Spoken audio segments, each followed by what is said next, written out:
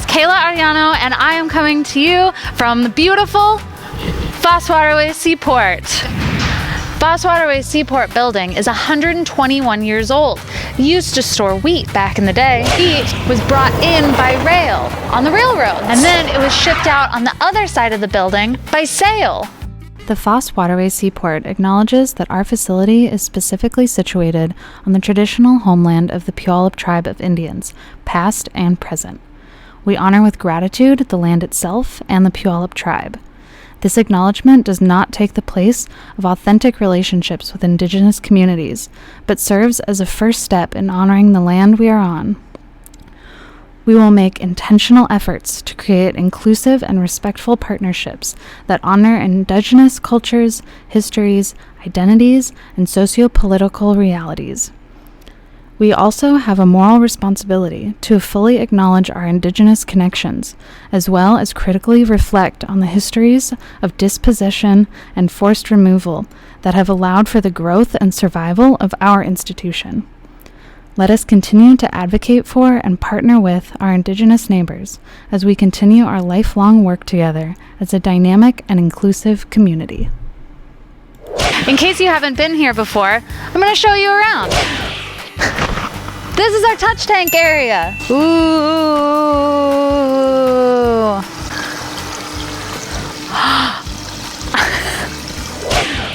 And this is our classroom exploration area. And look at this cool yearling humpback whale skeleton. These are your coho salmon. You're going to be learning a lot more about them coming in April. Hey everybody, how's it going?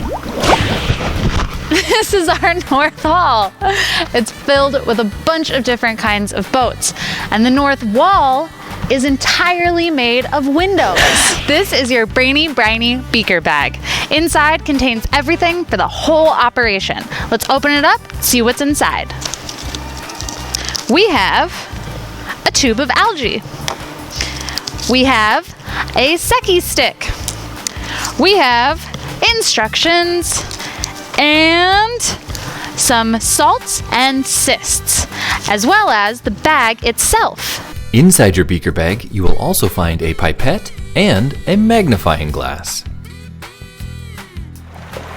To open it up, you get it like that, and blow.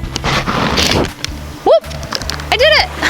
So first, we're gonna set up our brainy, briny bag. We're gonna fill the bag with 500 milliliters of water. You can just get this water from your faucet.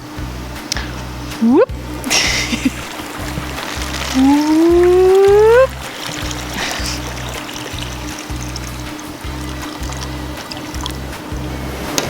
So after we add the water, just from the tap, we're gonna wait 2 days so that the chlorine gets out. Now that you've waited 2 days to let your water off-gas the chlorine, it's safe to add your salts and cysts. So then we're gonna be working with 2 variables, heat and light. The variables are the part of your experiment that vary. We're gonna put in our salts and our cysts and our algae. So we're gonna add our salts and our cysts to our bag. You can go ahead and dump the whole thing in. Ooh. Next, we're gonna add the algae, and you can dump the whole tube in the bag. Ready? There it goes. All right. Now, we're gonna need to shake everything up. But first, make sure everything is tightly sealed. We don't want to be making a mess. So after it's all sealed, we're going to give it a shake, shake, shake, shake, shake, shake, shake, shake, shake. And we're good to go. So the key to success in the brainy, briny beaker bag is to make sure that it gets plenty of light and that it's warm enough. We want to make sure that the temperature is between 70 and 90 degrees Fahrenheit. Usually a good place is your kitchen or close enough to a heater, but if the bag feels warm to the touch, it's too hot. We don't want to cook these shrimp. Our next variable is light.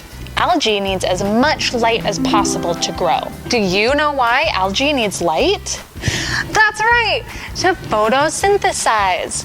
Algae creates energy from the sun. So algae is our primary producer.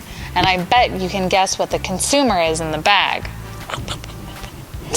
So in this bag, containing our primary producer and consumer, is a self-contained ecosystem.